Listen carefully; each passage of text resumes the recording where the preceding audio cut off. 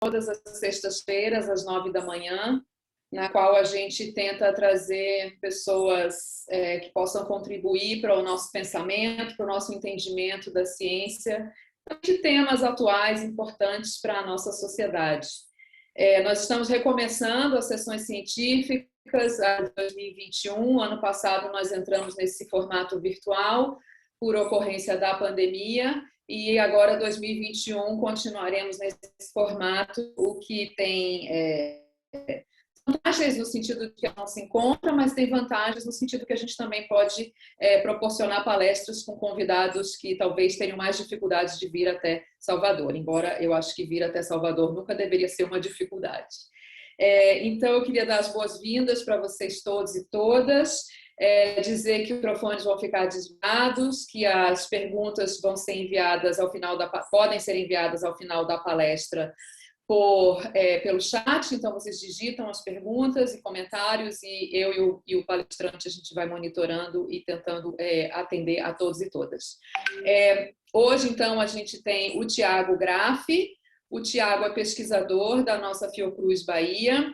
Ele fez o mestrado e o doutorado na Universidade Federal de Santa Catarina, mas ele é gaúcho. No doutoramento, ele passou um período de sanduíche na Universidade Católica de Leuven, na Bélgica, e depois fez um pós-doutorado na África do Sul. E, voltando para o Brasil, ele foi professor adjunto na Universidade Federal do Rio de Janeiro e depois fez concurso para a nossa unidade aqui na Bahia, em Salvador, onde ele é atualmente pesquisador. Os interesses do Tiago são virologia, evolução, epidemiologia, e ele vai contar para a gente do trabalho que ele está fazendo então agora em SARS-CoV-2 e também vai contar para a gente a respeito da rede genômica da Fiocruz para estudar o SARS-CoV-2, que é uma rede que foi constituída por diversas unidades da Fiocruz Brasil para tentar entender e compreender o que são as variantes e como elas estão surgindo. Então, Tiago, muito obrigada pela sua presença e vamos lá. Obrigado, Camila, pela apresentação. Vou começar aqui compartilhando minha tela. Todo mundo vendo? Deixa eu botar em modo apresentação. Sim, tudo bem, podemos ver. Só botar no modo apresentação. Tá certo. Já está no modo, né? Não, a gente está vendo os slides na lateral e o slide... A gente está vendo o PowerPoint, não... agora. Perfeito. Tá.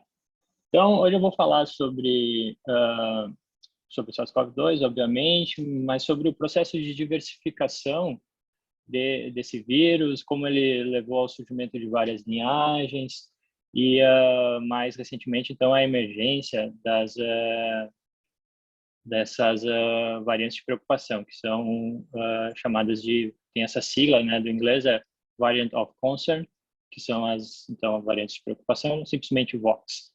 E eu vou falar isso e vou focar no contexto de alguns trabalhos que a gente tem feito da rede genômica. Eu vou também explicar melhor o que é a rede genômica, mas a gente já tem algumas publicações, né, sobre essa diversidade de vírus no Brasil, então eu vou dar um foco especial nos trabalhos que saíram pela rede.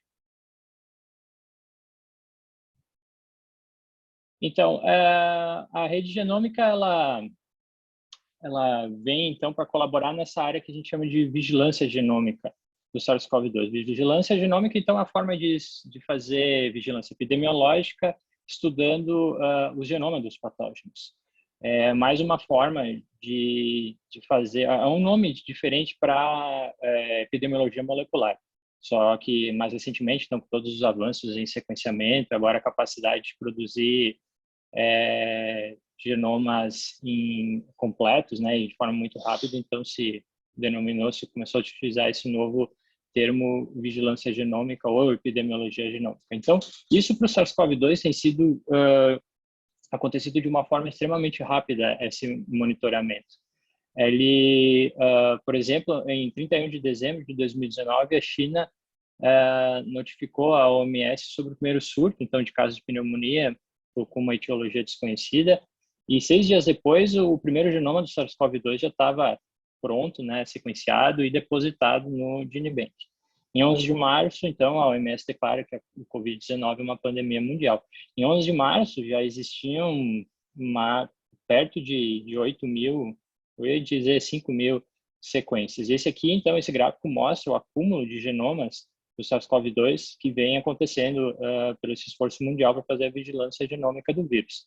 Atualmente, são quase 700 mil genomas depositados. Isso é algo sem precedentes na história da humanidade, essa quantidade de dados sobre a evolução do vírus, como isso está acontecendo em forma rápida.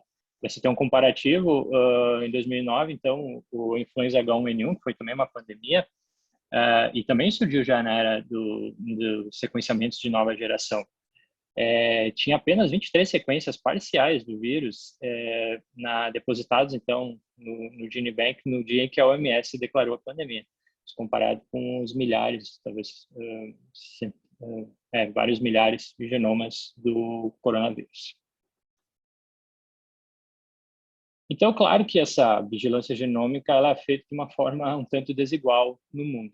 Esse gráfico aqui mostra quem são, por país, né, a quantidade de genomas gerados e depositados no GISAID, que é o principal banco de dados de genomas do SARS-CoV-2.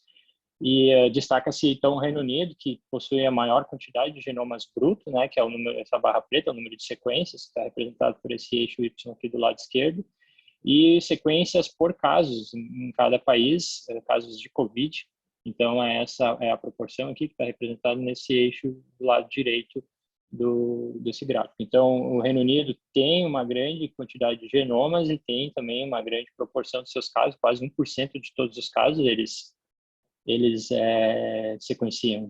Eles, então, têm o maior número de genomas total, mas não são o país que mais tem a proporção maior. Outros locais conseguem sequenciar muitos mais casos, porque, claro, tem também epidemias muito menores, como a Austrália, a Islândia, Nova Zelândia, são casos bem conhecidos, né, do sucesso de combate à pandemia.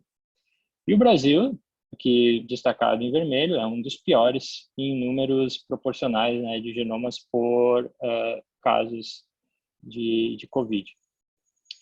Esse gráfico está um pouco desatualizado, sim. O Brasil hoje já tem mais de 4 mil genomas. Isso aqui é do final do ano passado, tinha por volta de 1.000 genomas. O Brasil acho que só não é tão ruim quanto o México, ou talvez é tão ruim quanto o México, um pouquinho melhor talvez quando a gente for pensar em número de genomas por casos de COVID. Pois bem, então a rede genômica da Fiocruz, ela está em atuação desde o início da pandemia, mas no início era mais focado no laboratório de vírus respiratórios e sarampo, que é lá no IOC, né, na Fiocruz do Rio de Janeiro. Mas aos poucos isso foi se expandindo e hoje a rede, então, realmente é uma rede que conta com vários colaboradores. Atualmente tem 3 pontos de geração de dados, né, que fazem sequenciamento, que é o IOC, o AGU Magalhães e a Fiocruz Amazônia. Mas em breve nós também vamos estar fazendo aqui no LACEN, no GM, e também em Minas Gerais e outros pontos que está sendo expandido. Aqui também apresentam em verde algumas instituições que não são da Fiocruz, mas que são colaboradoras, que vão mandar seus dados para serem analisados em conjunto com a rede genômica, que é, por exemplo, o Instituto Evandro Chagas, Adolfo Lutz, inclusive o LACEN Bahia, se comprometeu nas próximas atualizações da rede, mandar os genomas para ser analisados em conjunto. Então, esses gráficos aqui, eles mostram a quantidade de genomas depositados por mês no Brasil. Aqui são também contabilizados, genomas que a rede tem ainda não depositado publicamente, mas que os dados delas estão disponíveis no site da rede genoma da Fiocruz, porque a rede ela gera os dados, a gente avalia internamente, faz alguns estudos mais aprofundados e depois libera esses genomas para o público, para o GISAID, para todo mundo usar. Então, aqui é contabilizado, tem mais de 4 mil genomas já totais, mas aqui são genomas, então, públicos do GISAID e da rede, que a gente ainda está analisando. Então, a rede desse total aqui, mais de 4 mil, colaborou com mais de 1.800 genomas. Então, aqui, por exemplo, fevereiro ainda tem poucos genomas, porque a gente está sempre analisando como é demorado o processo de análise, está sempre olhando para o passado, né, já que não conseguimos fazer em tempo real. Portanto, nas próximas semanas, o fevereiro vai ser muito contemplado aqui, ainda mais com o colapso que está acontecendo atualmente, que a gente está observando no Brasil. Então, todos esses genomas do mundo, eles geram uma informação gigantesca para a gente entender a evolução do SARS-CoV-2. Esse gráfico aqui mostra, então, um acúmulo de mutações desde o primeiro genoma que foi isolado, que provavelmente foi aquela transmissão de um morcego para um animal intermediário hospedeiro, que a gente não sabe ainda exatamente, talvez o pangolim, e depois para o ser humano. Então, isso aqui mostra o número de mutações que vão se acumulando, então, que vão se diferenciando dessa cepa inicial lá em Wuhan, e conforme o momento de amostragem. Então, quanto mais para cá os pontinhos, mais recentemente eles foram amostrados. E eles têm, então, em média, uma quantidade de mutações muito maior que os diferencia daquela cepa original. A partir disso, a gente consegue calcular, então, a taxa evolutiva do vírus. E isso é estimado que aconteça, então, 22 substituições por ano são acumuladas no SARS-CoV-2, que não é 22 mil, isso aqui é como se fosse uma vírgula, 22,253 substituições, que é uma média, né? Como a gente vê, existe uma grande variabilidade. E toda essa acúmulo de mutações faz com que seja possível, então, que o vírus seja classificado em linhagens ou variantes, ou até mesmo subgenótipos, grupos. Existem uma quantidade grande de nomenclaturas. O que mais a gente utiliza na rede e nos nossos trabalhos é o sistema Pangolin.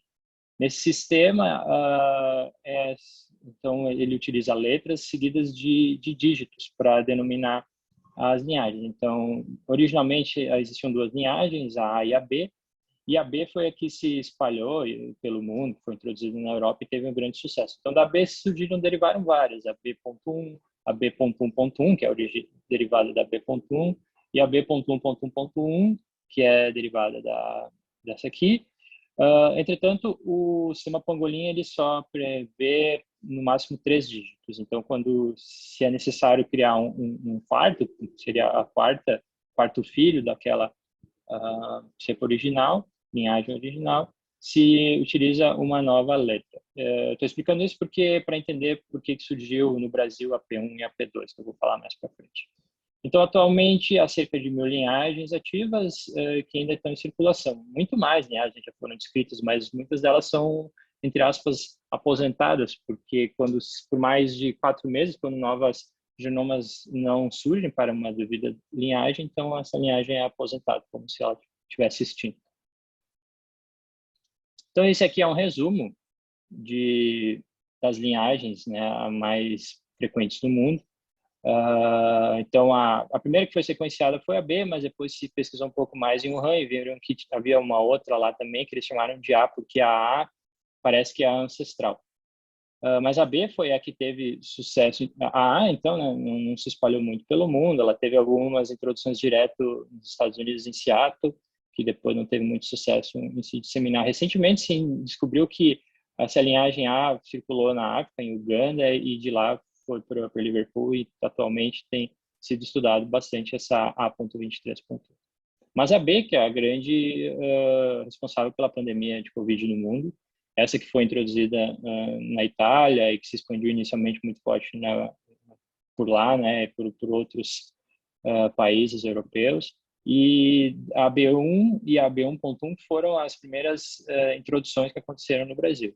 E no Brasil, então, se diferenciou algumas linhagens locais. Aqui está exemplificada a B.1.1.28, e dela que surgiu a P1 e a P2, porque então não poderia mais fazer o número 1.1.28.1, isso que seria P1, mas como a nomenclatura não permite esse quarto dígito, então se pega a próxima letra disponível no alfabeto e se começa uma nova numeração, e a P2. E também tem a 33, que eu vou falar um pouco dela depois, que não está representada aqui. Depois eu volto nesse slide aqui para falar um pouco dessas mutações de importância. Enfim, então os primeiros estudos no Brasil, eles focaram muito nos viajantes e quais tipos de vírus que eles estavam trazendo. Então, não há observação de clados locais. Esse estudo aqui saiu na revista do Instituto de Medicina Tropical, que eu acho que foi o primeiro mesmo. Então, observou as pessoas de onde que elas vinham e qual que era a linhagem. No início eram sempre as linhagens B ou B.1. Esse estudo aqui também, do grupo do Luiz Alcântara, focou principalmente em Minas Gerais, mas não veio muitos clados no Brasil, porque o vírus ainda era muito similar, praticamente igual ao que circulava na Europa.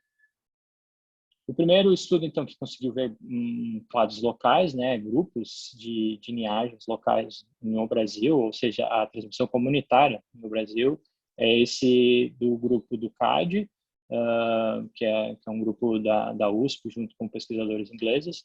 Ele saiu na Science, é um estudo grande, muito bom.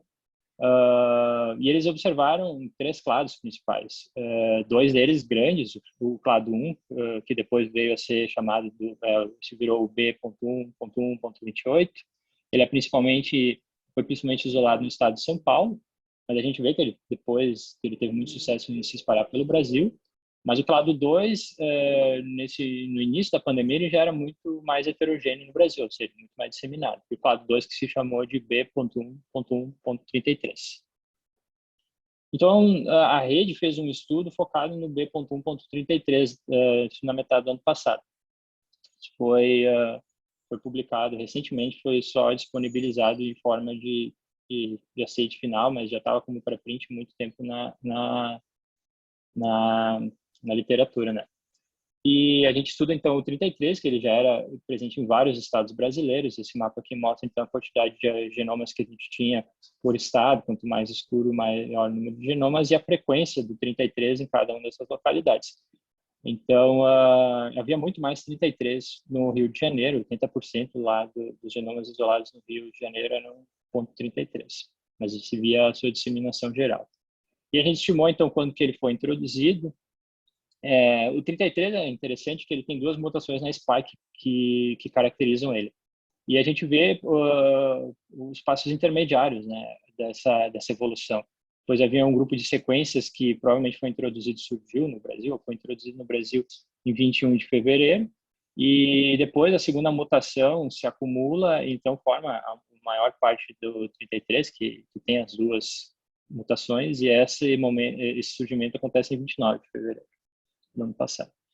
E isso então se espalha pelo Brasil e também por outros países da América Latina também, como Argentina, Uruguai e até mesmo os Estados Unidos.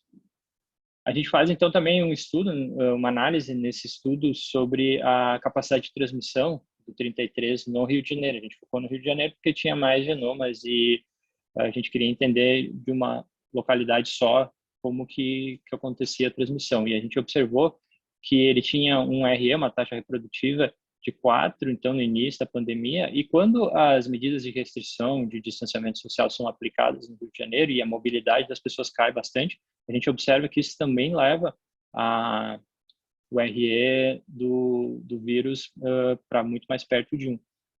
Então, mostrando que como essas medidas realmente são eficazes para conter o número de novos casos. Então, a partir disso, parou de crescer em forma exponencial, porque aqui é em forma exponencial, para um crescimento mais lento, subexponencial, apesar de que, nesse momento todo, continuava acima de 1 RE, por isso que continuava crescendo o número de casos.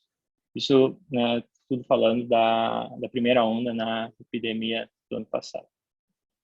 A rede também participou dessa análise em Pernambuco, onde a gente vê de uma forma diferente do que a gente vê no estudo focado no 33, é que a gente vê o surgimento de várias linhagens locais. São várias introduções vindas diretamente da Europa, em Pernambuco. Aqui nessa árvore filogenética, cada númerozinho é um clado pequeno, local, em Pernambuco. Então, é uma epidemia bem diversa que a gente observou lá. E, então, aqui a gente isolou esses clados locais, aqui cores diferentes, várias cidades diferentes, mas muito é ligado a Recife, obviamente, né, que maior cidade, e como isso promove a transmissão para as outras localidades. E é interessante que a gente viu que cada um desses clados, aqui a gente calculou a origem dele no tempo, então aqui tem uma média e um desvio padrão da sua origem, acontecem então essas introduções logo antes dos casos começarem a crescer muito. Então são essas introduções, o início da transmissão comunitária no estado que levam então ao crescimento da epidemia em Pernambuco, ali por volta de abril e maio do ano passado. Pois bem, então essa é mais ou menos a cara, o resumo das linhagens que circularam no Brasil em 2020. Aqui já tem um pouco de 2021, mas eu vou falar isso com mais detalhes, o que está acontecendo agora nos próximos slides. Então, isso aqui são gráficos do site da rede, genomagacov.fiocruz.br. Lá tem um resumo sobre as linhagens, tudo que está circulando, que é disponível no GISAID, e que também são genomas da rede que a gente ainda está analisando, mas a gente já disponibiliza a informação de linhagens e no tempo também, né, a frequência dos estados. Então, 28 e 33 foram as mais comuns na primeira onda do Brasil, que são representados pela cor amarela e essa cor verde clara. Então, nesse momento aqui, né, de grande número de casos no Brasil, essas duas linhagens eram as mais frequentes. E a mesma coisa na Bahia. Esse aqui é um gráfico da Bahia, que não é, esse é um gráfico de proporção, então, né, mostrando até 100%, e esse aqui é um gráfico de número de genomas para a Bahia. Também era dominada, as linhagens mais frequentes é a 33 e a 28, apesar que no início a gente vê bastante o B1, que são as introduções muito diretas da Europa, até então que em outubro, setembro, surgem esses dois tons de lilás e roxo, que é a P1 e a P2 no Brasil. Então, eu vou falar primeiro da P2, que ela foi descrita antes, mas ela acabou recebendo um nome depois. Por isso que ela é a P2. É como se ela fosse a B.1.1.28.2. Mas ela foi descrita inicialmente no Rio de Janeiro, com amostras a partir de outubro do ano passado. E ela possui uma mutação que ela recebeu uma denominação de linhagem nova porque ela tinha uma mutação preocupante, que era a SAE484K. E já se sabia pelos estudos da linhagem da variante preocupante da África do Sul, que era uma mutação que poderia ter consequências na evasão do sistema imune. Então, a P2 foi descrita primeiramente por esse trabalho, que saiu em janeiro, mas eles estudavam, então eles encontraram que ela estava presente em amostras a partir de outubro, lá no Rio de Janeiro. Então, conforme foram saindo mais genomas do Brasil, se viu que estava presente em vários locais, e até mesmo muito antes de janeiro. A gente ainda não entende por que tem P2 em agosto, no Pará, se eu não me engano.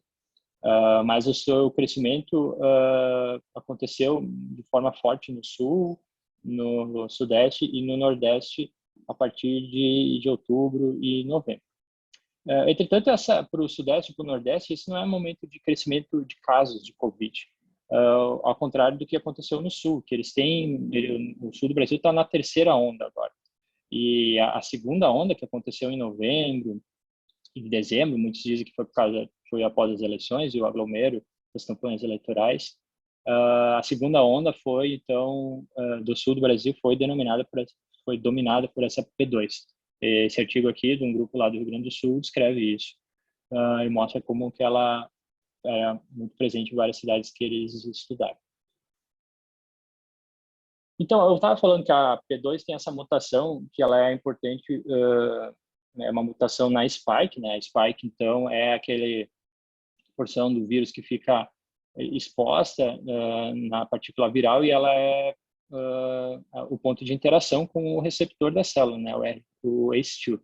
Então, essa região aqui, da E484, região 484, ela fica na RBD, que é a Receptor Binding Domain, que é exatamente o ponto da spike que faz a sua interação com a ACE2.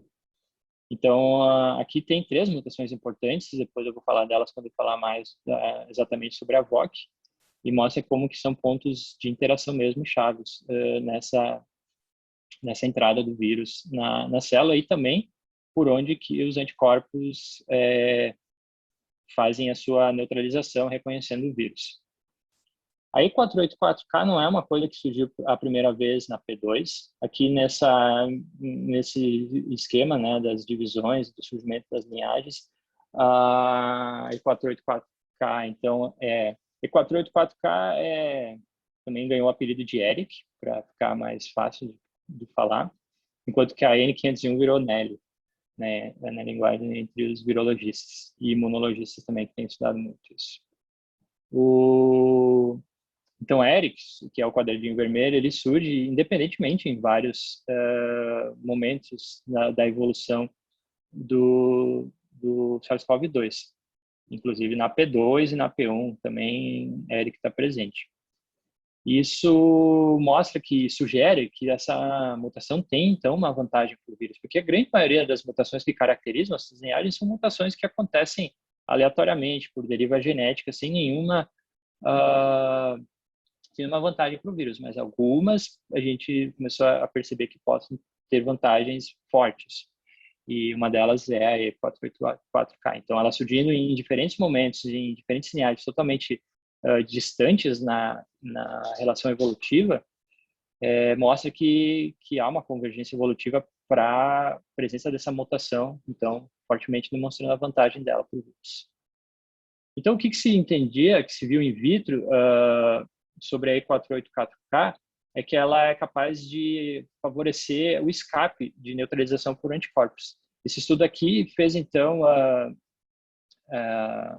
fez vários mutantes do vírus artificialmente e se estudou, então, qual que é o perfil dessas variantes de escapar da neutralização com soro convalescente. E se observou que, muitas vezes, a mutação nessa posição aqui, E484, da spike, que são os vírus que têm maior sucesso de escapar, então, da neutralização.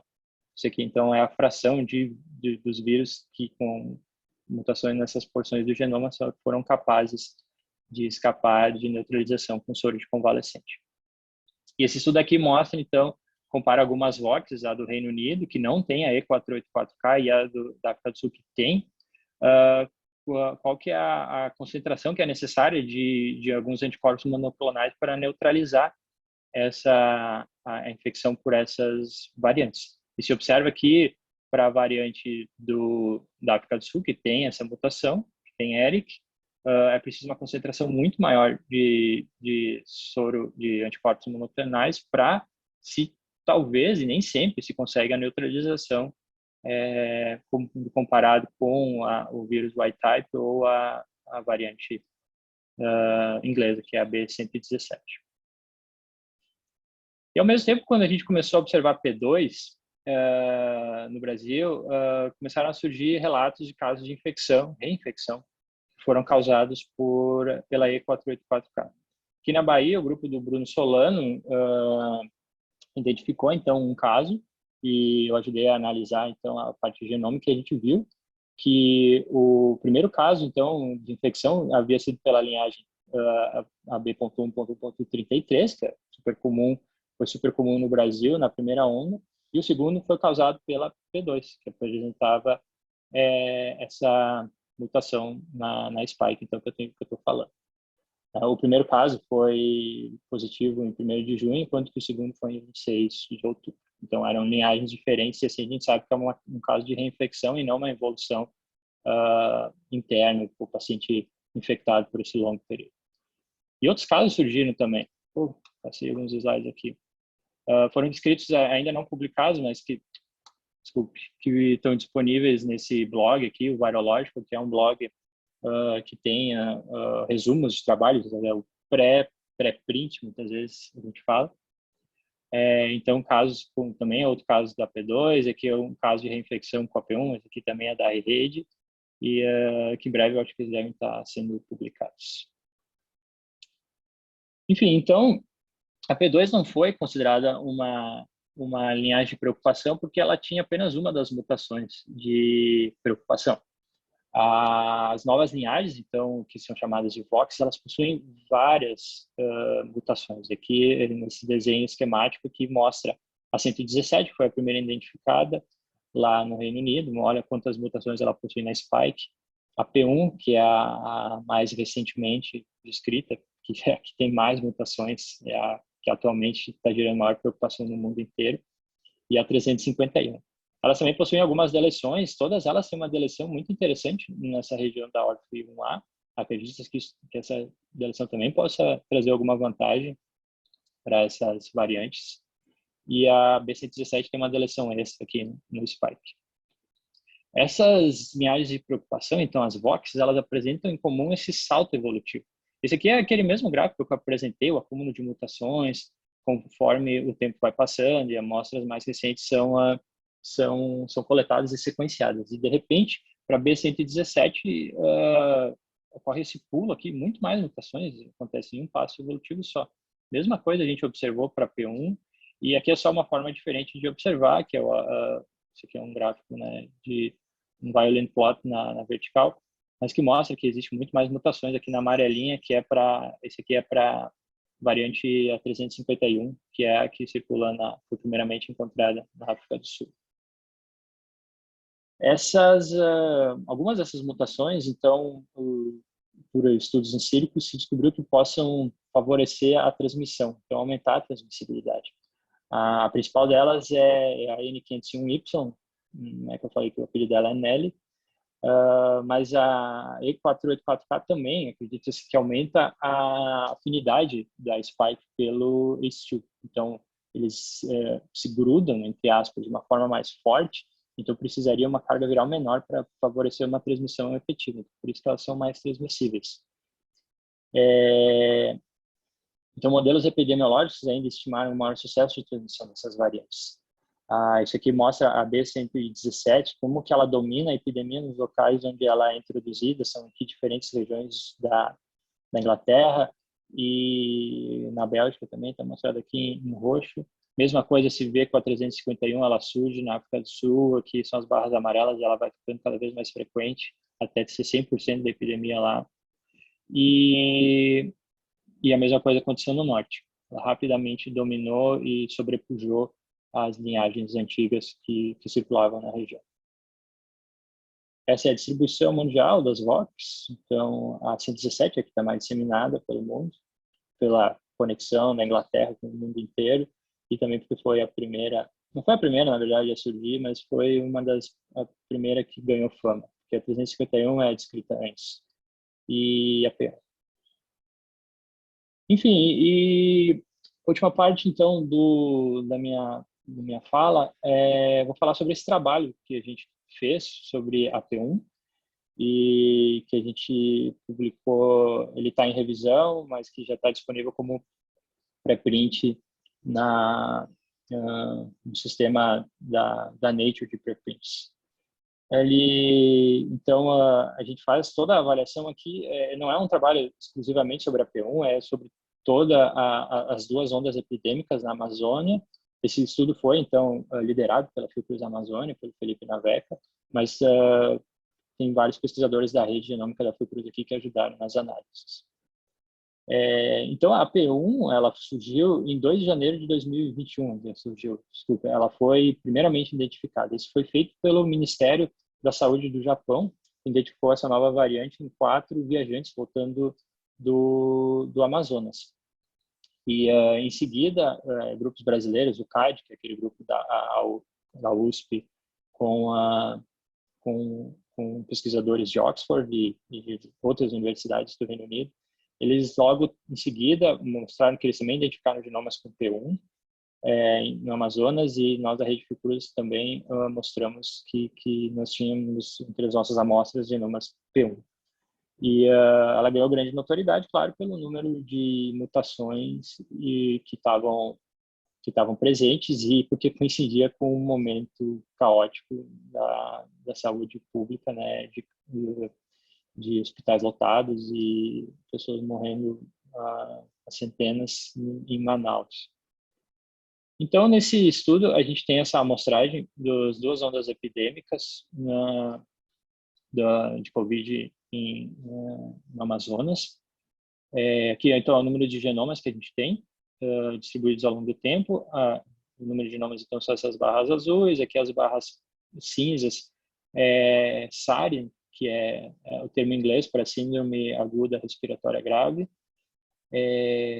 Então, tem 2 picos. Provavelmente esse pico aqui, quando a gente fez esse gráfico, existe um grande atraso nas notificações. Se a gente refizesse hoje, provavelmente isso aqui ia estar maior, talvez maior do que a primeira onda, talvez. Então, também aqui existe, nesse gráfico está sobreposto os enterros por qualquer causa, mas a gente sabe que está super correlacionado com as duas ondas epidêmicas, e motivos de morte por síndrome respiratória aguda grave, que são dados do Infogrip. Então, a gente fez essa amostragem pelo estado inteiro, não apenas em Manaus, e a gente estudou as linhagens. A gente observa que há dois eventos interessantes de substituição de linhagens no Amazonas. A primeira onda, então, é dominada pela linhagem B.1.195, e aos poucos a ponto 28, que é muito comum no Brasil, vai dominando. Mas esse momento aqui é um momento de baixo de número de casos, que a gente pode ver no slide anterior, se eu conseguir voltar. Aqui. Esse momento é que a 28 consegue ganhar dominância aqui na frequência de linhagens.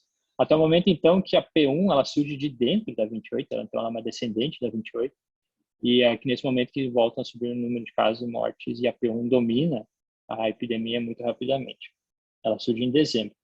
A Fiocruz Amazônia também desenvolveu um teste de PCR que consegue identificar pela deleção na ORF1A, consegue diferenciar P1 de não P1.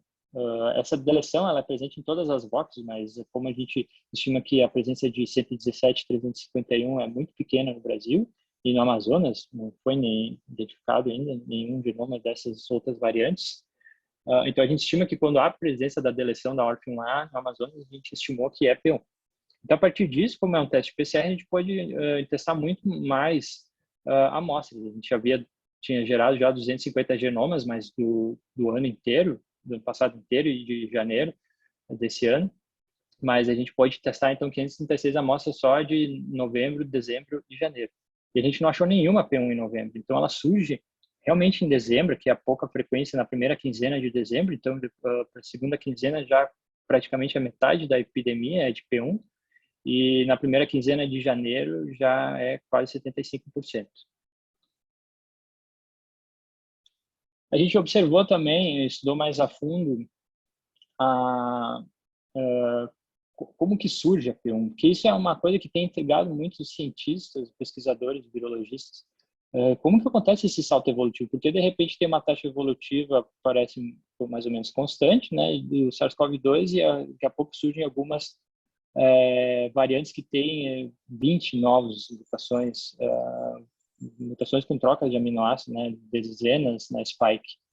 E por isso a gente estudou a variabilidade de vírus dentro de cada indivíduo que a gente tinha a amostra e que a gente sequenciou, para tentar entender se existia um aumento de diversidade interna de populações virais dentro de cada hospedeiro, que se fosse acumulando isso, podia nos dizer que dali estava podendo sair, sabe, essa quantidade de mutações para gerar, então, a P1. Que a P1 aqui, ela surge a partir da 28. Mas a gente não vê isso, não existe uma diferença estatística entre essa quantidade a gente chama de minor virulence, dentro das outras linhagens do Amazonas, comparado a P1 ou a 28, que é a que deu origem a P1. Então, a gente ainda não entende exatamente como que isso possa ter surgido uma VOC, da mesma forma que também não se entende na Inglaterra como que surgiu, e nem na África do Sul. Mas aqui a gente encontra, nesse trabalho, a gente encontra um intermediário, que é um irmão, mais ou menos, da P1, que é esse raminho aqui, que a gente chamou de P1-like. Ele não tem todas as mutações da P1, mas ele mostra que ele já tem várias em comum. Então, esse aqui pode ser um intermediário, é algo interessante, e a gente está tentando buscar, ver se existem outros parecidos no Amazonas, para entender como que se saiu da 28 para a P1 em tão pouco tempo. E nesse último análise que a gente fez, análise filogenética que a gente estudou, então, qual que é a taxa reprodutiva das diferentes linhagens. Aqui eu não botei a legenda das cores, mas verde é 195, vermelho é 28 e roxo é a P1. E comparado, então, com índices de isolamento social. Então, quanto mais para cima, mais isolamento social nesse eixo aqui. E pontilhado é Manaus. Então, a 195 ela surge aqui em março de 2020.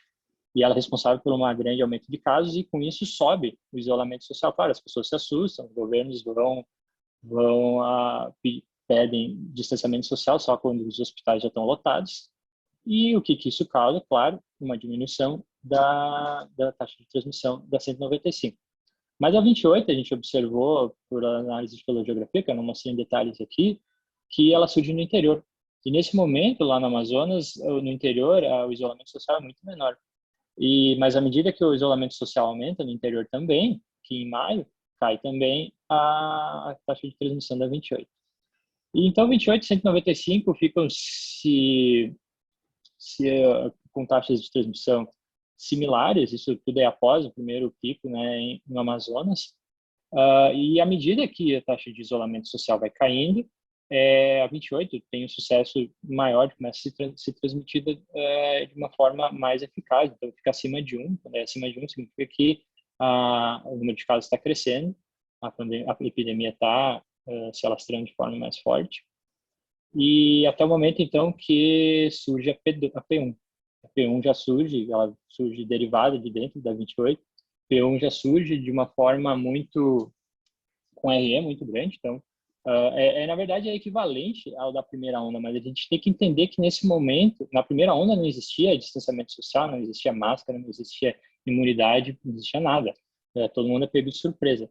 E nesse momento que surge a P1, já tem uma grande proporção da população que pode já ter sido infectada, as pessoas já sabem usar máscara, apesar do distanciamento social ter diminuído, existem outras condições aqui que ela surge, ela consegue ter a mesma taxa de transmissão, talvez maior, porque esses quadrados aqui mostram o desvio padrão, então a média é a linha e o sombreado é o desvio padrão, intervalo de confiança, né?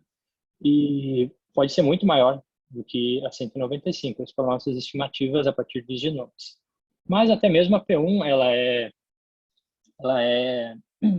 ela pode ser diminuída, né, a sua transmissão a partir do aumento do distanciamento social. Isso acontece em janeiro e fevereiro, depois, claro, que os hospitais entram em colapso no Amazonas, as pessoas se veem forçadas a ficar em casa, não há negacionista que consegue né, falar que é para ir para a rua quando se tem pessoas morrendo por falta de oxigênio.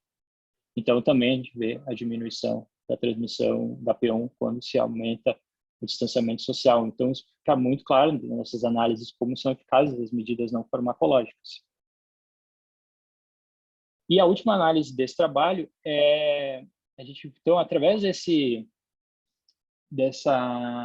teste que foi feito de detecção da P1, de diferenciação entre P1 e não P1 através de PCR, a gente comparou os CTs de vários pacientes, daqueles 500 e tantos pacientes que a gente estudou.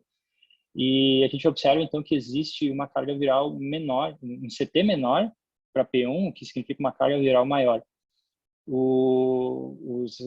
Tanto pacientes P1 e não P1, então eles estavam no mesmo momento clínico, ou seja, o tempo de início dos sintomas não diferenciava entre grupos P1 e não P1, então a gente estava comparando pacientes do mesmo perfil clínico e a gente observa essa diferença significativa de carga viral.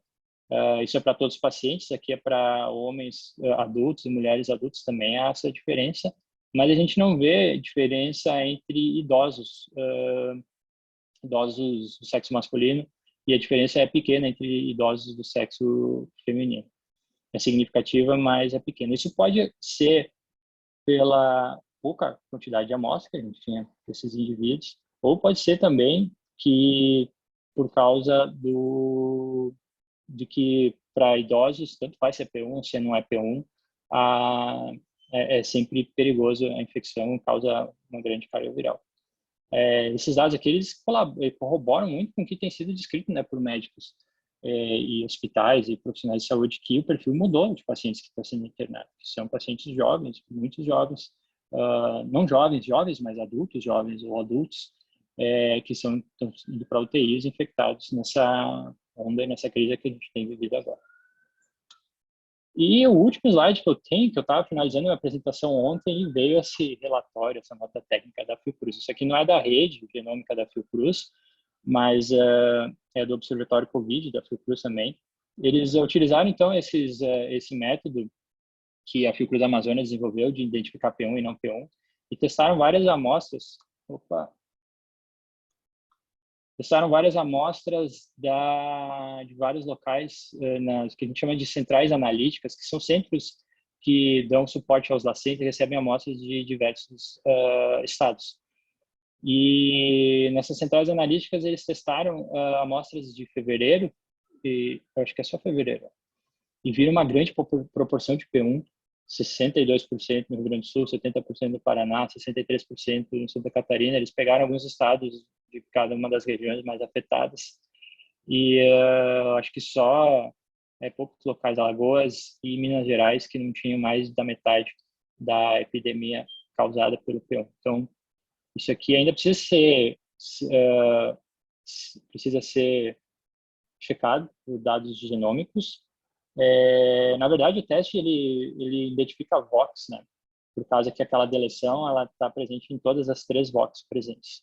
Mas a gente estima que majoritariamente é P1, porque a 351, que é a variante sul-africana, ainda não foi identificada no Brasil, mas a 117 já foi, mas ela não é comparada à presença de P1 que se estima. Então, provavelmente há grandes fortes evidências que esse colapso e essa crise que a gente está vendo agora é causada por uma nova variante. Então, é isso que eu tinha para falar. Muito obrigado. Estou aberto a questionamentos. Vou parar aqui minha tela. Obrigada, Tiago. Obrigada pela sua apresentação muito clara, muito didática, né, de tudo isso que a gente está vivendo. Eu queria fazer dois comentários, depois a gente parte para as perguntas. A primeira coisa, eu queria dizer para o público, né, e reforçar que a gente está vendo nessa rede genoma de HCOV que foi montada pela Fiocruz, eu queria só ressaltar que isso é um esforço multidisciplinar e quanto isso é importante, a gente tem visto isso muito com a pandemia, né? Muita gente de disciplinas diferentes trabalhando juntas. Então, a gente tem um esforço de coleta de amostras que é realizado na ponta, né? A capilarização da coleta de amostras. A gente tem um esforço técnico de sequenciamento dessas amostras. Então, esse esforço está distribuído pelas unidades Fiocruz do Brasil. Então, essa capacidade técnica de sequenciar genomas e a capacidade técnica de analisar, que é onde entra a bioinformática e talvez seja o maior gargalo que o Brasil apresenta hoje, acho que o Tiago concorda comigo, em termos científicos, que é ter gente formada nessas áreas para a análise desses dados todos, porque a velocidade do sequenciamento ela pode ser ampliada, né, com gerações avançadas de máquinas e etc., mas a capacidade de análise ainda é muito dependente do cérebro humano, então eu queria reforçar essa multidisciplinaridade desse esforço de detecção de variantes de preocupação, as VOCs. Eu queria também reforçar um outro ponto, que uma coisa é a gente coletar amostras, ou o que a rede está fazendo, coletar amostras no Brasil todo e procurar por variantes, né? Ou identificar variantes. Então, isso é vigilância epidemiológica ao nível molecular, digamos assim, certo? Então, você é capaz de detectar variantes. Um segundo ponto que eu também acho que é importante ressaltar é que uma vez que a gente detecta variantes e consegue agora desenhar ensaios de PCR específicos para identificar essas variantes, a gente parte para um segundo ponto para dizer que aqui nesse local tem variantes, aqui nesse local tem essa variante, ou aqui nesse local não tem essa variante, que foi esse último slide que o Tiago mostrou. Então, um braço do esforço é identificar variantes, sequenciar, analisar e dizer variantes. O segundo ponto é quais variantes você tem aí no seu estado. Então, para isso, a gente precisa de ensaios de PCR com primers específicos. E eu estou fazendo esse discurso todo porque eu quero dizer que tudo isso é fruto de trabalho Fiocruz. Então, tanto o sequenciamento, obviamente que várias instituições sequenciam, óbvio, isso está estabelecido no Brasil, mas eu queria reforçar o esforço Fiocruz junto ao Ministério da Saúde para fazer isso. E o esforço também de desenhar ensaios específicos para a detecção de variantes. Isso também é um trabalho resultante de pesquisadores Fiocruz. Então, estou fazendo esse merchan todo aqui, só para reforçar isso para vocês. Tiago, eu queria fazer duas perguntas antes de partir aqui para o pessoal. Uma pergunta bem naive. um indivíduo pode ter várias linhagens, ele pode estar infectado com linhagens diferentes, ou numa infecção você tem sempre uma linhagem só naquela amostra? Isso eu não sabia. Ao mesmo tempo? Você sequencia, você pode ter Não, várias linhagens numa pessoa? não, provavelmente não. Não. Geralmente se infecta com uma, mas teve um caso, aquele estudo do Rio Grande do Sul, eles mostraram que um caso de superinfecção ou co-infecção, então tem duas linhagens diferentes na mesmo indivíduo, apesar que uma é a que domina e aí a outra geralmente não aparece sequenciamento, você tem que olhar a fundo os reads que geralmente você não usa para montar. Pode acontecer, é raro provavelmente, mas pouca gente viu isso. A gente acha que também já tem uns casos assim nos genomas que a gente tem avaliado e a gente em breve vai tentar avaliar isso com mais cuidado, mas pode acontecer. Certo. Uma coisa que me chamou a atenção, quando você mostrou aquele mapa das linhagens, desde a primeira lá da China e depois a árvore toda, essa E484K, você fala que ela surgiu independentemente em diferentes locais. E aqui no Brasil ela meio que afundou, assim, né? Propagou. Nesses outros locais onde ela surgiu e sumiu, não sei se é sumiu a palavra, por que ela não ficou dominante também nesses outros locais? Por que aí, enfim, se ela é tão transmissível, se ela tem tanta afinidade pelo receptor ACE, por que ela meio que... Eu entendi assim, pelo menos, que ela sumiu nos outros lugares e aqui ela permaneceu. É uma boa pergunta. O que acontece? Na África do Sul tem a linhagem preocupante lá da África do Sul, já surgiu com essa E484K e as outras. Eles dizem que é o trio do mal, que são 3 mutações. A N501, a 417 e a 484. Está presente na variante da África do Sul, na P1 também. A 117, que é a do Reino Unido, ela primeiro surge só com a 501. E tem visto agora que está aparecendo em diferentes pontos, sabe? Porque agora está espalhado por todo o Reino Unido e Europa, a 117. E tem surgido em diferentes momentos a 484K. Acredito que pode ser pessoas que já se infectaram e estão sendo expostas novamente ao vírus. Então, o vírus que apresenta a E484K, que tem capacidade de escapar do sistema imune, pode estar sendo selecionado por pressão do sistema imune desses indivíduos. E talvez é só uma questão de tempo de ver surgindo em outros locais. Mas no Brasil, como talvez muitas pessoas já se infectaram, ela teve sucesso maior, porque ela tem essa vantagem de talvez poder reinfectar. E apesar de ninguém ficar grave, até hoje a gente viu, ninguém fica grave na reinfecção, mas é mais uma pessoa que está transmitindo de novo para outros. Sim. Então, acaba encontrando alguém que não se infectou e que pode ficar grave. Sim. E eu vi em algum lugar também um gráfico mostrando assim uma curva normal, né, o sino, que o tempo de carga viral, a carga viral não é necessariamente mais alta, mas o tempo de carga viral é muito maior comparado. Também. Então, você transmite muito mais tempo, e aí, enfim, toda a propagação. Tem isso também. Então, vamos lá. Primeira pergunta da Andressa. Como acontece a mutação do vírus? O vírus muta porque ele não é muito cuidadoso na sua replicação. É um vírus de RNA, ele produz várias cópias de forma muito rápida e não tem como a replicação do DNA, que é uma enzima, DNA polimerase é uma enzima com várias subunidades e tem uma subunidade que presta atenção só na correção dos erros. Para vírus de RNA não tem isso, apesar de que o coronavírus ele tem um sistema de correção não tão bom, claro, quanto a DNA polimerase. Por isso que ele muta mais ou menos devagar. Só que é tanto vírus circulando por aí, tanta gente infectada, que eventualmente acontecem sim mutações e elas vão se proliferar.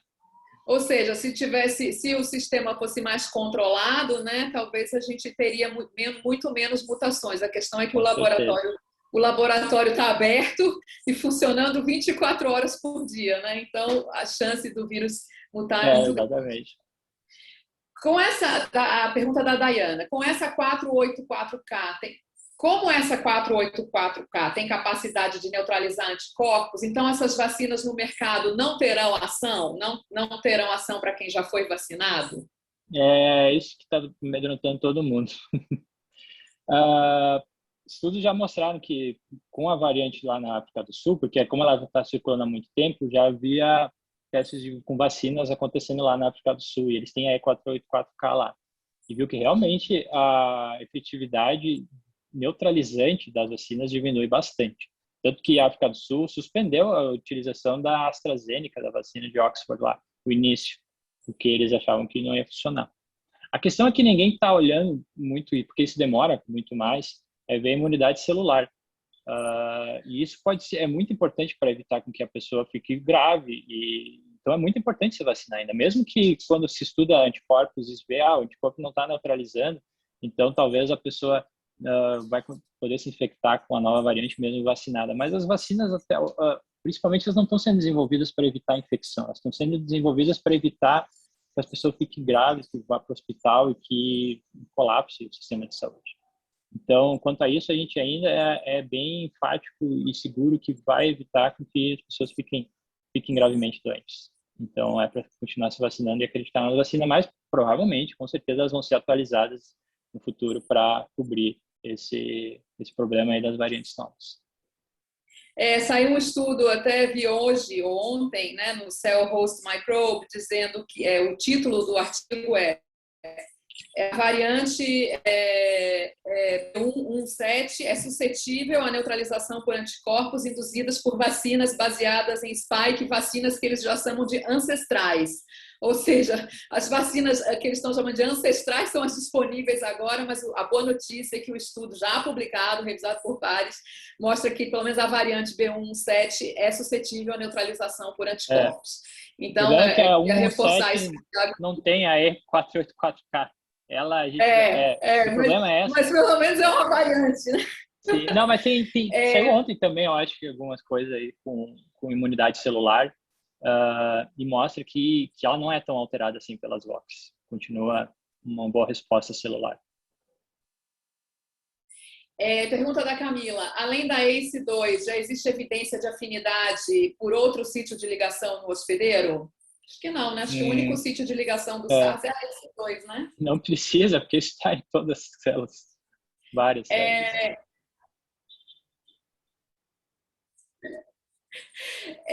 Ubico, como a gente fala em biologia. Isso. Pergunta da Cecília. Gostaria de saber a sincera opinião do palestrante. Ganharemos esta corrida contra as mutações e evolução, contextualizando nossa realidade e a velocidade de imunização? Ganharemos, sim. Temos que ser positivos, ganharemos. Claro, vai ser uma maratona, mas nós vamos vencer essa corrida. É algo que vai talvez vai ter que estar sendo atualizado vacinas da mesma forma que é para influenza, mas a gente vai ter que passar por esse momento que vão ter que vencer a vacinação de muitas pessoas, mas depois quando é para fazer a atualização, é para evitar o pior, sabe? Mas a questão agora é fazer a vacinação de todo mundo. Esse que é o grande momento. Depois, passado disso, a atualização pode ser feita só para os mais idosos, de forma mais lenta e mais programada. O Geraldo ia estar fazendo já autópsias minimamente invasivas, né? Começou sugerindo as amostras obtidas dos pacientes submetidos à autópsia. Acho que a gente pode conversar sobre isso também, né? Acho que seria bem interessante. Pode conversar lá na plataforma de diagnóstico.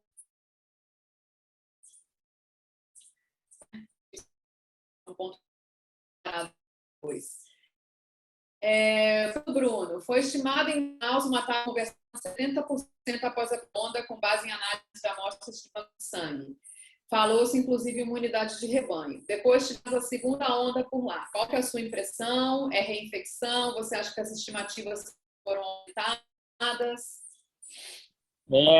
Esse estudo deu bastante polêmica, porque é muito difícil se extrapolar a população, né, de doador de sangue que estão em movimento, uma população ativa, saudável, né, para a população em geral.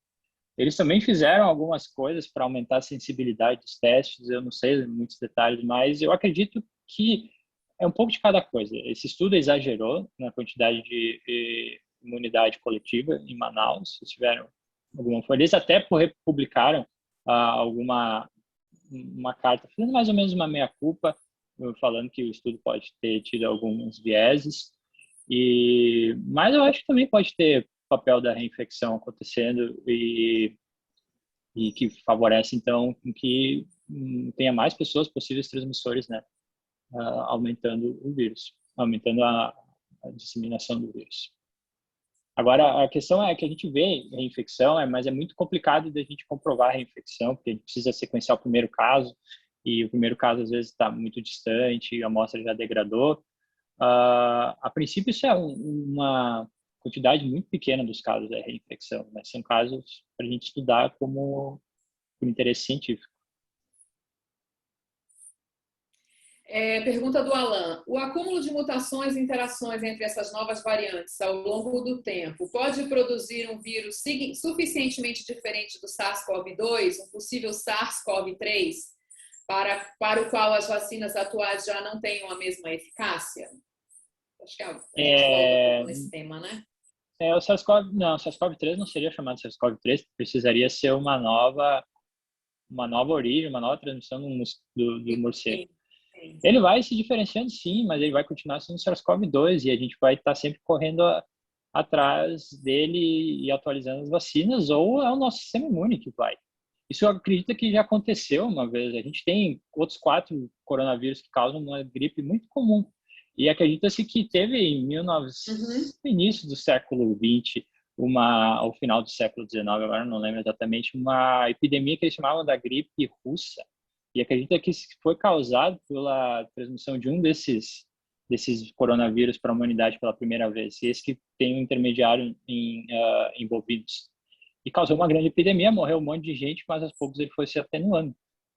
Isso pode acontecer. Claro que a gente não vai deixar ele correr solto para causar essa atenuação do pior modo possível, mas eu acredito que através de vacinação e medidas de contenção, esse vírus vai mudar bastante até o momento que ele não vai ser tão virulento. A pergunta da Viviane: quais os critérios clínicos laboratoriais para a seleção dos casos que serão sequenciados para a vigilância genômica? Por exemplo, suspeita de reinfecção, rápida evolução da doença, alta viremia, gravidade.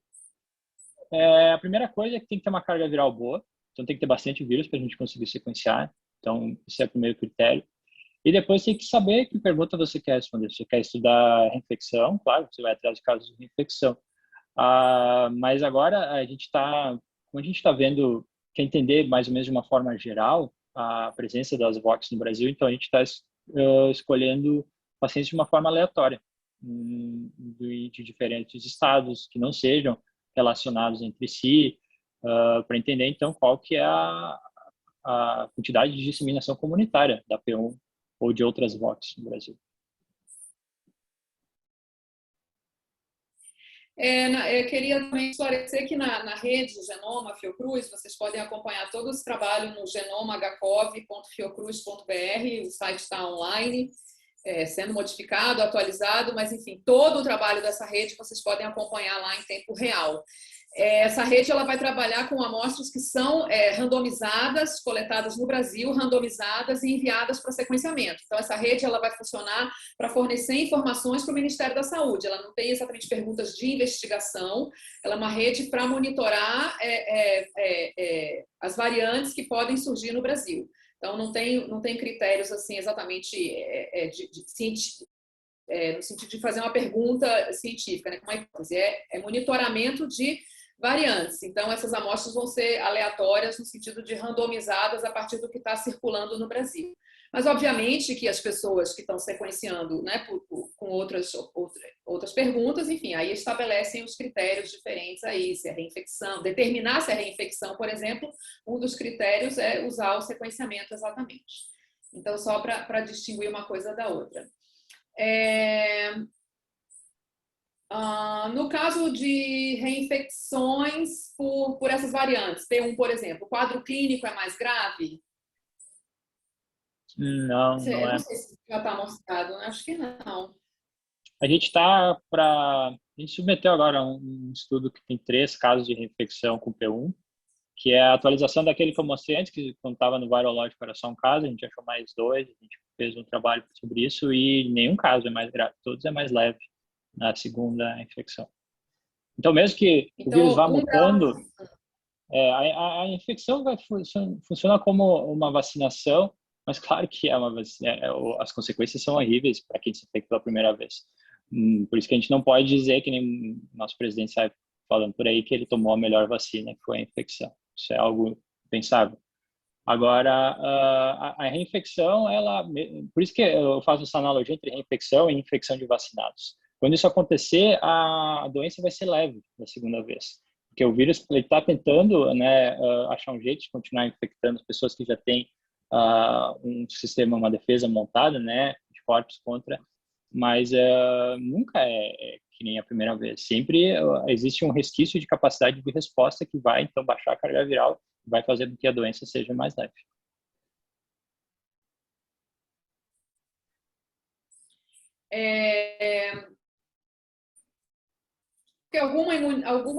Isso.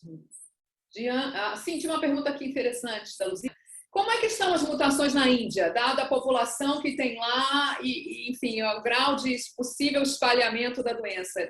A gente ouve falar bem pouco sobre a Índia, né? Em termos de casos, a gente acompanha, mas assim, em termos dessas box. Eu não sei. Na verdade, a Índia, para mim, é um mistério. Como que eles conseguiram manejar tão bem a epidemia? Com a quantidade de pessoas que eles têm lá e as condições sanitárias que eles têm lá, eu não sei. Sinceramente, eu não sei o que eles fizeram que deu tão certo.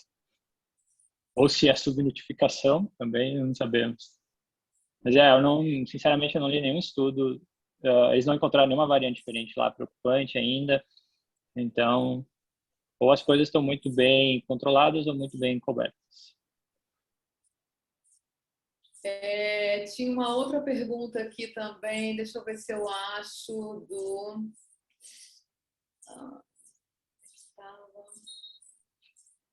enquanto eu procuro. Já existem evidências de que as mutações causem impacto negativo no desempenho dos testes sorológicos? Isso é algo que a gente monitora bastante, porque se uma mutação acontece em um dos pontos dos primers que são usados para o diagnóstico, pode ser um problema, mas por enquanto a gente não viu nenhuma. Geralmente tem que ser uma mudança forte, né? Porque o primer tem 20 pares de base por aí, e uma mutação naquela posição de 20 geralmente não causa um grande estrago. Mas a gente monitora isso de perto, assim. O mundo inteiro monitora, porque na verdade os testes diagnósticos não diferenciam tanto no mundo, sabe? Então tem um conjunto aí de primers utilizados e sondas, e existem ferramentas para monitorar. Certo. Qual a sua hipótese para... então, essa pergunta do Leonardo, que eu estava procurando. Qual a sua hipótese para explicar esse salto de divergência na P1 e outras box? Elas parecem estar submetidas a um outro ambiente de pressão seletiva. É complicado essa pergunta mesmo. Eu andei lendo e existem alguns trabalhos que mostram uma grande acúmulo de mutações e divergências em pessoas imunocomprometidas que ficam infectadas por muito tempo. E acontecem coisas, o vírus muda completamente dentro dessas pessoas. O que acontece é que para isso ser selecionado, porque o vírus só muda dessa forma livre, porque não tem pressão, sistema imune importante. E para isso ser selecionado e para isso ser transmitido para outras pessoas, tem que ter uma pressão seletiva forte. E é isso que não se entende o que aconteceu. Já levantou-se a hipótese de pessoas, então, que tenham imunocomprometidas, que tiveram essa população viral enorme sendo criada dentro delas, foram submetidas a tratamento com soro de convalescente. Então, joga vários anticorpos e se põe uma pressão seletiva forte. E então, como existia uma diversidade enorme de vírus, lá dentro tinha um que tinha todas as mutações necessárias para escapar dessa pressão seletiva forte. Então, é assim que pode ter surgido as VOCs, que tem esse salto evolutivo enorme. Mas isso, a princípio, não foi algo em passos assim que aconteceu na população. Primeiro é selecionada uma mutação, depois outra, depois outra, depois outra. Parece que é um evento que aconteceu a nível individual. Tá, então, deixa eu ver mais uma pergunta aqui, a gente encerra. Qual a estimativa de chegada da Patrícia? Qual a estimativa de chegada da P1 em outras regiões do Brasil?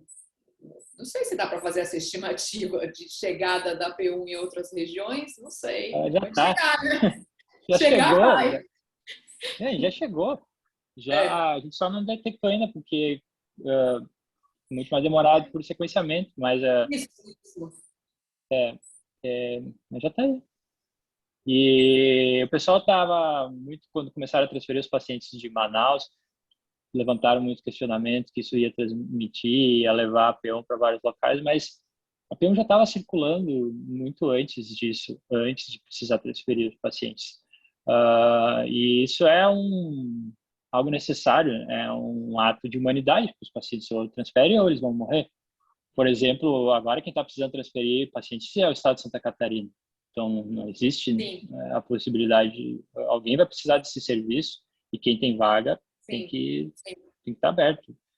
E eles são transferidos sob condições de muito maior controle. A gente sabe, ali tem um potencial portador de uma variante preocupante.